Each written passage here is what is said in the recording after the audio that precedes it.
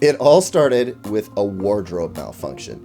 15 years later, YouTube has changed the world, and it's more relevant right now than ever before. Hi, I'm Caleb Dennison, and in honor of YouTube's 15th birthday, I thought we should take a look at how YouTube started, how it's changed over the years, and how it has impacted nearly every corner of the world in some way or another. On Valentine's Day in 2005, Steve Chen, Chad Hurley, and Jawed Karim activated the YouTube.com domain name. Originally, the idea was to make an online dating service, but that failed, spectacularly. Still, the platform was good for uploading and sharing videos, and when the co-founders realized they couldn't find video of the 2004 Indian Ocean tsunami or Janet Jackson's infamous wardrobe malfunction from the 2005 Super Bowl halftime show, they decided to unleash it on the public for video sharing on April 23rd. It took just a month for the site to see some 30,000 viewers a day. 6 months later, that number was 2 million, and in just under a year, the site was getting 25 million views and seeing about 20,000 video uploads a day. In October 2006, Google snatched up YouTube for $1.65 billion. What YouTube had tapped into was a younger generation that had no problem sharing themselves through video. Anyone could participate and could post anything they wanted. And as you can imagine, this has had some positive and negative impacts.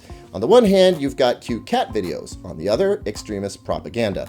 YouTube became the new MTV while simultaneously transforming campaigns for politicians. And in the background, a video suggestion algorithm was creating addicts and, in some cases, radicalizing them.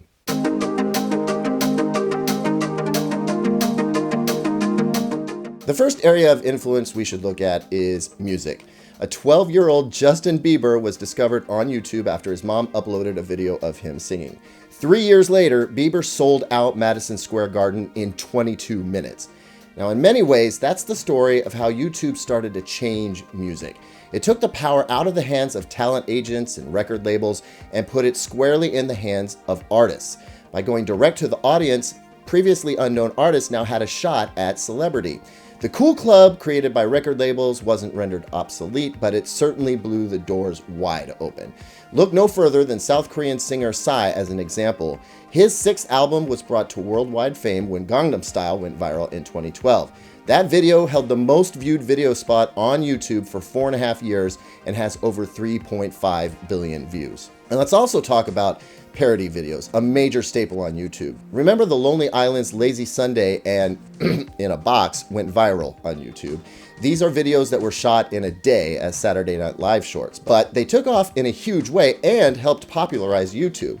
And this leads me to the next big influence that YouTube had on our culture. Production value wasn't all that important, at least for a while. YouTube proved that videos made with very little money or production value didn't just have potential to be popular, they were actually preferred. There was an authenticity to the videos that viewers didn't get from polished productions seen on network and cable TV. It was really real, and that caught on. To this day, authenticity is seen as one of the most important aspects of a YouTube creator's presentation. YouTube viewers can smell a fake a mile away, and they will let you know in the comments if they don't buy what they're seeing. The most authentic content gets gobbled up voraciously, and that brings me to my next point. YouTube viewers, not creators, run the show. We tend to look at YouTube creators and personalities as the driving force behind YouTube, but it's actually the viewers who call the shots. For many, the point of uploading a video on YouTube is getting views, along with all the things that come with those views. But unlike conventional TV, which has primetime viewing slots and Nielsen ratings that influence what does and doesn't get made and viewed, YouTube video success is directly tied to what people want to watch and share. Now, creators get an opportunity that big-time network execs never had: virtually instant feedback. The best creators are highly engaged with their fans, and they will adapt accordingly.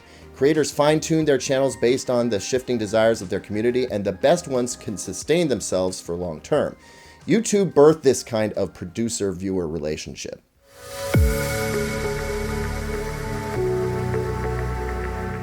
Now, I just stated that viewers call the shots, but do viewers have any control over what gets seen on YouTube? To an extent, yeah, but there is a much larger driving force at play here, and that force hasn't always been for good. I'm talking about the algorithm. In 2010, Guillaume Chalot got his dream job at Google, and his job was to create YouTube's recommended video engine, which would use machine learning to figure out what viewers liked and serve them up more videos to watch. The recommendation engine had a singular purpose: maximize watch time, keep viewers glued to YouTube. See, to Google, the longer viewers watched, the higher the engagement and the more money YouTube could make. Chalot had to replace humans who were handpicking recommended videos, and the AI had to target the unique characteristics of every single viewer. Amazingly, Chalot was successful, but the recommendation engine had unintended consequences. See, if you're really into prank videos, fail videos, videos of drunk people getting arrested, YouTube will serve up more of those videos for you to watch. But the AI goes so deep that it may actually start serving up polarizing videos. As reported by the New York Times in its Rabbit Hole podcast, the AI takes point of view into consideration and sticks with that point of view.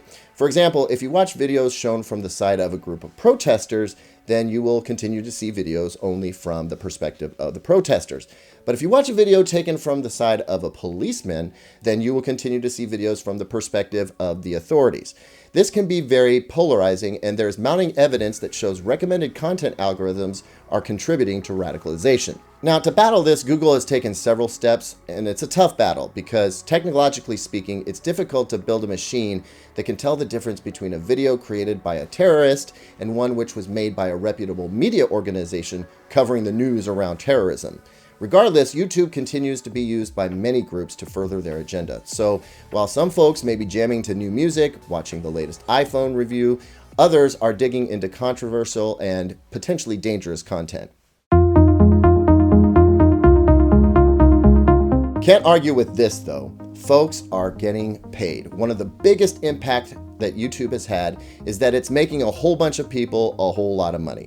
Musicians, reviewers, comedians, pranksters, auto mechanics, you name it, there's probably a YouTube channel about it. The barrier to entry now is a little bit tougher than it was back in the old days, but anyone can turn to YouTube and with some talent and a little luck start pulling down some serious coin. Be entertaining, be thought-provoking, be helpful, and you will likely reach your audience on YouTube. Right now, if you look at the top 5 most viewed videos on YouTube, you've got 1 kids program and 4 music videos, and they're all well above 4 billion views.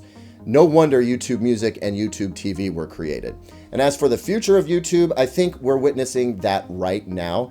As more and more folks are stuck at home, desperately seeking creative outlets, we're seeing a flood of new content on the platform. Even late night talk shows and comedians are turning to YouTube as their primary broadcast channels. So if the line between YouTube and traditional TV was fading before, I think it's all but gone now, and I think it will stay that way. Happy birthday, YouTube. It's an interesting time to be coming of age. Good luck. Thanks as always for watching, everyone. So tell me, how has YouTube affected your life in the last 5, 10, 15 years? Leave a comment down below, like, subscribe, hit that notification bell, and as always, visit digitaltrends.com for the latest tech news and reviews.